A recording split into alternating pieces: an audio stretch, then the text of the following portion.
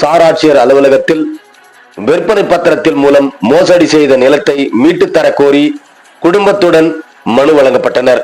கிருஷ்ணகிரி மாவட்டம் BS திம்மசந்திரம் கிராமம் மேற்கஞ்சல் சூளகிரி வட்டத்தில் வசிக்கும் மாதேவரெட்டி என்பவர் விவசாயம் செய்து வந்த இந்த நிலையில் குடும்ப செலவிற்காக பனர்கட்ட முனிராஜ் என்பவரிடம் கடந்த 2015 சேல்ஸ் அக்ரிமெண்ட் மூலமாக 12 லட்சம் வாங்கி பிரச்சனைகளை தீர்வு செய்தார். அதன் பின்பு 3 வருடம் அக்ரிமெண்ட் போடப்பட்டிருந்த நிலையில் 2017ஆம் ஆண்டு முனிராஜுடைய நண்பருக்கு ஸ்ரீநாத் என்பவரிடம் பத்திரத்தை மாற்றி வைத்து அதற்கு 2.75 லட்சம் ரூபாய் காசோலை மூலமாக பெற்றுக்கொண்டேன். எனக்கு தெரியாமல் சேல்டீடு விற்பனை பத்திரம் மூலமாக என்னை எழுதி கொண்டனர் என்று கூட எனக்கு தெரியவில்லை. தற்பொழுது நான் தெலுங்கு படித்தவன் என்பதால் எனக்கு முறையான இங்கிலீஷ் படிக்க தெரியவில்லை எனவும் தெரிய வருகிறது.